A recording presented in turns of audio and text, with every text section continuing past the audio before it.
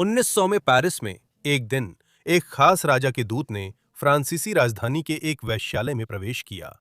वह अपने नियोक्ता 64 वर्षीय लियोपोल्ड द्वितीय की ओर से काम कर रही थी। जिस लड़की की वो तलाश कर रहा था वो कैरोलिन लाक्रुआ थी, जिसकी उम्र सिर्फ 16 साल थी। यह यूरोप के सबसे कुख्यात शाही प्रेम संबंधों की शुरुआत थी, जिसने लाक्रुआ को बेल्जियम की सबसे नफरत की जाने वाली महिला और साथ ही करोड़पति बना दिया। तो चलिए उसकी कहानी जानते हैं। आज जिसे कैरोलिन लाक्रुआ के नाम से जाना जाता है, बेल्जियम के राजा की प्रेमिका का असली नाम ब्लांश शेलिया जोसेफीन दे लाक्रुआ था। 13 मई 1883 को रोमानिया के राज्य के बुखारेस्ट शहर में उसके पिता का नाम जूल्स डे लाक्रुआ और मां का नाम कैथरीन जोसेफीन सेबिल था। उसके शुरुआती जीवन की जानकारी सीमित है और बाद के जीवन की घटनाओं ने उसमें मिथकीय गुण जोड़ दिए हैं। कहानी के अनुसार वह अपने माता-पिता की 13वीं संतान थी। कुछ लोगों का कहना है कि उसके पिता ब्लांश के जन्म के समय बुखारेस्ट में तैनात एक फ्रांसीसी राजनयिक थे, जबकि कुछ लोग उन्हें और भी साधारण रूप में शहर में फ्रांसीसी दूतावास में एक चौकीदार के रूप में बताते हैं। कुछ स्रोतों के अनुसार अपनी नौकरी के साथ-साथ उन्होंने रोमानिया में अवसरवादी व्यापारिक उपक्रमों में भी हिस्सा लिया, एक ऐसे देश में जिसकी पेट्रोलियम संपदा ने यूरोप के औद्योगिकरण के दौर में उसे आर्थिक रूप से महत्वपूर्ण बना दिया था। सच्चाई चाहे जो भी हो, इतना तो तय है कि परिवार अमीर नहीं हुआ। ब्लांश को अपनी युवावस्था में बारमेड के रूप में काम करना पड़ा और 1890 के दशक के अंत तक, जब वो अभी भी किशोरी थी, वो अपने वेश्यालय में काम कर रही थी। वह उसे कैरोलाइन कहा जाने लगा। बेल एपॉक पेरिस में इस पेशे में किसी के लिए उपनाम का इस्तेमाल करना आम बात थी और ज्यादा समय नहीं बीता कि उसने कुछ बहुत महत्वपूर्ण हस्तियों का ध्यान आकर्षित कर लिया। स्पष्ट रूप से 1900 तक कैरोलाइन ने एक पहचान बना ली थी, जब वो अपनी 17वीं सालगिरह के करीब थी। और ठीक इसी समय के आसपास लियोपोल्ड द्वितीय, जो 1865 से बेल्जियम के राजा थे, फ्रांसीसी राजधानी का दौरा कर रहे थे। उस समय कैरोलाइन एंटोनी इमैनुएल ड्यूरियो की प्रेमिका थीं, जो एक पूर्व फ्रांसीसी सैन्य अधिकारी थे और उनसे 18 साल बड़े थे। ड्यूरियो आज की भाषा में कहें तो दलाल की तरह भी काम करते थे, यानी वे कैरोलाइन की मुलाकात अमीर ग्राहकों से करवाते थे। वे दोनों एक अजीब जोड़ी थे। ड्यूरियो को जुए की लत थी और कैरोलाइन की कमाई के बावजूद दोनों आलीशान एलिसी पैलेस में रहते हुए हमेशा बिलों में पीछे रह जाते थे। इसी समय लियोपोल्ड फ्रांस आए और उन्हें कैरोलाइन लैक्रॉइक्स के बारे में पता चला। उनका वर्णन औसत से लंबी, भरी पूरी, लेकिन आकर्षक, सुंदर रंगत और घने भूरे बालों वाली महिला के रूप में किया गया था।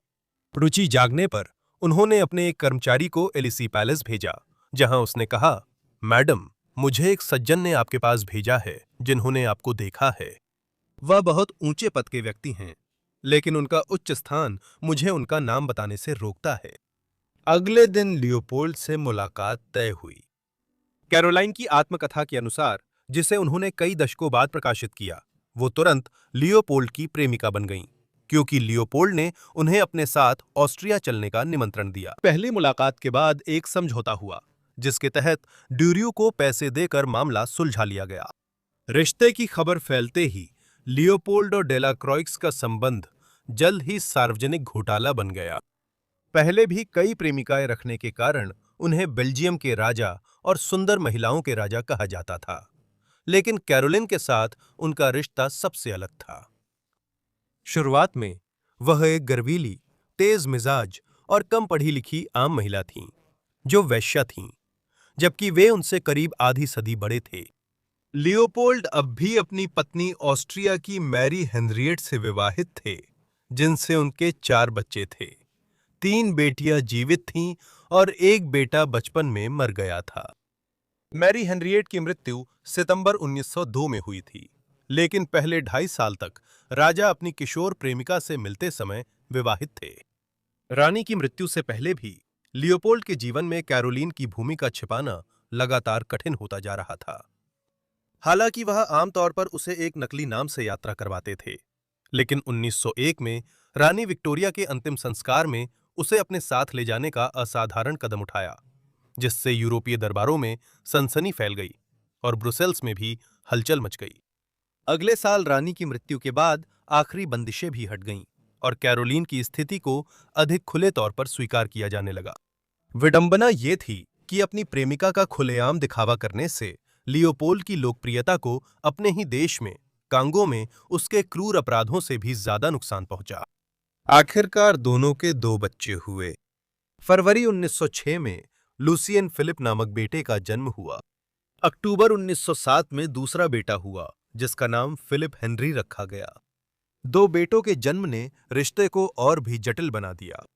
लियोपोल्ड के दोनों बेटे शादी के बाहर जन्मे थे। उनका इकलौता वैध बेटा बचपन में मर गया। बेल्जियम कानून के अनुसार महिलाएं सिंहासन की वारिस नहीं बन सकती थीं। वो अपने लेक्रोइक्स के साथ संबंध से हुए बेटों को मान्यता देने के लिए प्रलोभित हुए ताकि उनके बच्चों में से कोई एक उनका उत्तराधिकारी बन सके। आखिरकार उन्होंने ऐसा नहीं किया और 1909 में मृत्यु के बाद उनके भतीजे अल्बर्ट ने उत्तराधिकार संभाला। पत्नी की मृत्यु के बाद अफवाहें थीं कि लियोपोल्ड ने कैरोलिन से गुप्त शादी की, जो तब भी विवादास्पद होती, भले ही वह पूर्व गणिका और उनसे लगभग 50 साल छोटी थीं। ऐसा इसलिए था क्योंकि इसे मॉर्गनेटिक विवाह माना जाता था, जो असमान सामाजिक स्तर के लोगों में होता है। हालांकि ऐसे विवाह आजकल स्वीकारे जाते हैं, पर 20वीं सदी के मध्य तक शाही जीवन साथी से उम्मीद थी कि वे शाही परिवारों या उच्च कुलीन वर्ग से ही आएं। इससे कम किसी भी चीज को राजवंशीय नियमों का उल्लंघन माना जाता था और आमतौर पर इसका कड़ा विरोध होता था। ये अफवाहें 1906 में चरम पर पहुंच गईं, जब दुनिया भर के अखबारों ने ये खबर छापनी शुरू कर दी कि लियोपोल्ड ने कैरोलिन से शादी कर ली है। उदाहरण के लिए, क्रिसमस 1906 के ठीक बाद न्यूजीलैंड के स्टार अखबार ने उनके बारे में एक लेख छापा, जिसका शीर्षक था बेल्जियम के शासक की मॉर्गनेटिक पत्नी। इसने बिना कोई सबूत दिए मूल रूप से ये सुझाव दिया कि शादी पहले ही हो चुकी है। कैरोलाइन पहले से ही लियोपोल्ड से मॉर्गनेटिक विवाह कर चुकी थीं और अपने बच्चों को बेल्जियम के सिंहासन के उत्तराधिकार क्रम में मान्यता दिलाने की कोशिश कर रही थीं। असलियत में ऐसा कोई सबूत नहीं है जो यह सुझाव दे कि इतनी जल्दी कोई विवाह हुआ था। कैरोलाइन आखिरकार लियोपोल्ड के जीवन के अंतिम दिनों में ही शादी के लिए मना पाईं। यह लगातार अफवाह थी कि उन्होंने 1906 में ही शादी कर ली थी, जब राजा ने अचानक उनके पहले बेटे के जन्म के बाद उन्हें बैरोनेस वॉन का खिताब दे दिया था। फरवरी में यह इतना असाधारण कदम था कि कई लोगों ने सोचा यह सिर्फ शादी से ही संभव है। हम लियोपोल्ड के अंतिम दिनों पर बाद में लौटेंगे। पहले देखेंगे कि 1900 के दशक में वो किन परिस्थितियों में रहती थीं। उस समय लियोपोल्ड दुनिया के सबसे अमीर लोगों में से एक थे। यह उनकी अफ्रीका की उपनिवेशी संपत्तियों के कारण था। अफ्रीका के लिए उपनिवेशी होड़ के चरम पर लियोपोल्ड ने 1884 के बर्लिन कांग्रेस में विशाल कांगो क्षेत्र पर नियंत्रण हासिल कर लिया था। ब्रिटेन, फ्रांस, जर्मनी और इटली जैसे देशों के विपरीत, जो उस समय पूरे महाद्वीप में उपनिवेश बना रहे थे, कांगो बेल्जियम का उपनिवेश नहीं बना। इसके बजाय यह लियोपोल्ड की निजी जागीर थी, जो उनकी व्यक्तिगत संपत्ति थी। अगले 24 वर्षों में उन्होंने इसे रबर और हाथी दांत के मुख्य स्रोत के रूप में तेजी से विकसित किया। आज उनके शासन की क्रूरता उजागर हो गई है, जिससे स्पष्ट है कि लियोपोल्ड ने मुनाफा बढ़ाने के लिए अपने सैनिकों से वहां बड़े पैमाने पर गुलामी और भयानक कृत्य करवाए। इस प्रक्रिया में वह अत्यंत धनवान बन गया। बेल्जियम में कैरोलिन जल्दी अलोकप्रिय हो गई जब साफ हुआ कि लियोपोल्ड कांगो की संपत्ति देश की बजाय अपनी निजी जिंदगी पर खर्च कर रहा था, जिसमें वो अपनी पोती की उम्र की महिला के साथ था। कैरोलिन इस लूट की मुख्य लाभार्थी बनी, जिसे ब्रुसेल्स में भव्य हवेली, शाही खर्चे पर कर्मचारी व साज सज्जा और फ्रेंच रिवेरा में विला ला लियोपोल्डा मिला। वो राजा के साथ पूरे यूरोप में खरीदारी और यात्रा करती थी और उसके हर शौक के लिए कभी न खत्म होने वाला धन प्रवाह था। उसने शिकायत की कि ट्रेन समय के कारण ब्रुसेल्स में खरीदारी जल्दी खत्म करनी पड़ती है, तो राजा ने बस एक्सप्रेस को 1 घंटे देर करवा दिया, जिससे शहर के केंद्र से लार्किन के लिए देर से प्रस्थान हो सके, जहां उसकी हवेली राजधानी के बाहरी इलाके में थी। हालांकि ये सब खून से कमाया गया पैसा था जो लियोपोल्ड के अधिकारियों द्वारा कांगो में किए जा रहे अपराधों के दम पर इकट्ठा किया गया था। इसी कारण वो जल्दी ही कांगो की रानी कहलाने लगी। 1908 तक ये अपराध यूरोप में भी सामने आ गए थे और बेल्जियम सरकार ने उनसे उपनिवेश छीन लिया और उसे अपने सीधे नियंत्रण में ले लिया। अपने प्रेमी से मिली सारी दौलत के बावजूद कैरोलिन अपने पुराने दलाल एंटोनी इमैनुएल ड्यूरियो से मिलती रही। वह ब्रुसेल्स आ गया था और शायद कैरोलिन से मिली रकम से जीवन यापन कर रहा था। कई बार उसे कैरोलिन के घर आते जाते देखा गया और जब उसने उसे भाई बताया तो ये बहाना ज्यादा देर नहीं चला। लियोपोल्ड को कुछ गड़बड़ का एहसास हुआ और उसकी जलन बढ़ी। उससे सामना करने के बाद उसने उसके घर और अपने पास के महल के बीच नजर में रुकावट डालने वाली हर चीज को हटाने का आदेश दे दिया ताकि वह सीधे मैदान के पार देख सके और उसे या जो भी उससे मिलने की हिम्मत करे उन सब पर लगातार नजर रख सके। दिसंबर 1909 की शुरुआत में लियोपोल्ड गंभीर रूप से बीमार हो गया। 12 दिसंबर को वर्षों तक इनकार करने के बाद उसने आखिरकार कैरोलिन से शादी कर ली। 5 दिन बाद 74 वर्ष की उम्र में उनकी मृत्यु हो गई और उनके भतीजे अल्बर्ट ने उनका स्थान लिया। विवाद तुरंत भड़क उठा। लियोपोल्ड ने अपनी वसीयत और वित्तीय व्यवस्था इस तरह की थी कि अधिकांश संपत्ति कैरोलिन को दे दी गई थी या उनके 2 बेटों के बड़े होने पर उनके लिए ट्रस्ट और शेल कंपनियों में रख दी गई थी। सटीक राशि आज तक स्पष्ट नहीं है, लेकिन उस समय ये लगभग निश्चित रूप से कई करोड़ों में थी, जो आज के हिसाब से लगभग $1 अरब या उससे भी अधिक के बराबर है। लियोपोल्ड का पहली शादी से बेटियों संग रिश्ता वर्षों से तनावपूर्ण था और उन्हें कुल 6 मिलियन फ्रैंक ही मिले। ये उस बड़ी संपत्ति का सिर्फ एक छोटा हिस्सा था जो उसने कांगो में अपनी हरकतों से कमाया था, और ये रकम लियोपोल्ड की वसीयत से नहीं बल्कि बेल्जियम सरकार के जरिए मिली थी। अंतिम समय में राजा ने बेटियों से मिलने से इनकार किया, लेकिन कैरोलिन उनकी मृत्यु के समय वहां थीं। लियोपोल्ड की मृत्यु के बाद से ही कानूनी मुकदमों की संख्या बढ़ गई क्योंकि उनकी बेटियां संपत्ति का और अधिक हिस्सा हासिल करने की कोशिश कर रही थीं। राजा अल्बर्ट ने लियोपोल्ड की प्रेमिका को छोड़ी गई संपत्ति का कुछ हिस्सा वापस लेने की कोशिश की। उदाहरण के लिए फ्रेंच रिविएरा के विला ला लियोपोल्डा से उन्हें बेदखल किया गया, जिसे बेल्जियम के नए राजा ने बेल्जियम के राजमुकुट के कब्जे में वापस ले लिया।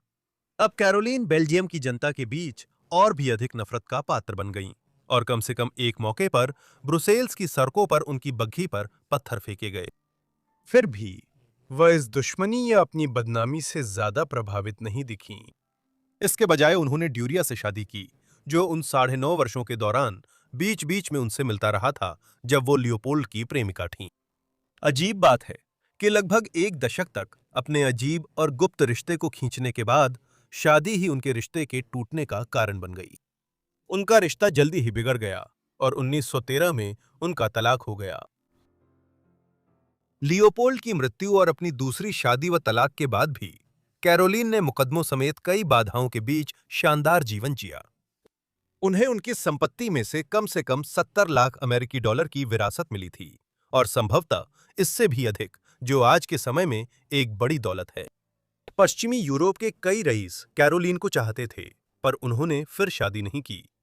उनके छोटे बेटे फिलिप की 1914 में मृत्यु हो गई, जबकि बड़े बेटे ने टेल्फ्यूरन के ड्यूक की उपाधि के साथ 1984 तक जीवित रहे। 1900 और 1910 के दशक की तुलना में कैरोलिन का बाद का जीवन अपेक्षाकृत शांतिपूर्ण रहा। उन्होंने शांत और आरामदायक जीवन जिया, एक तरह से अजीब कदम उठाते हुए। जब उनके चारों ओर का विवाद पूरी तरह शांत हो गया था और यूरोप ने उन्हें लगभग भुला दिया था, तब कैरोलिन ने 1930 के दशक में अपने जीवन की एक आत्मकथा प्रकाशित करवाने का फैसला किया। यह 1937 में अंग्रेजी शीर्षक अ कॉमनर मैरिड अ किंग के तहत प्रकाशित हुई थी, जैसा कि बैरोनेस डिवॉन ने पॉल फॉस से कहा। इतिहासकारों ने इस आत्मकथा की सामग्री को सावधानी से देखा है, क्योंकि कैरोलिन ने फॉर के साथ कई बातें शायद सटीक नहीं बताईं या खुद को अच्छा दिखाने के लिए कही थीं। उन्होंने द्वितीय विश्व युद्ध का दौर भी देखा और 12 फरवरी 1948 को फ्रांस के दक्षिण पश्चिम में 64 वर्ष की उम्र में उनका निधन हुआ। कैरोलीन लाक्रुआ पर वीडियो देखने के लिए धन्यवाद। उम्मीद है आपको यह रोचक लगा।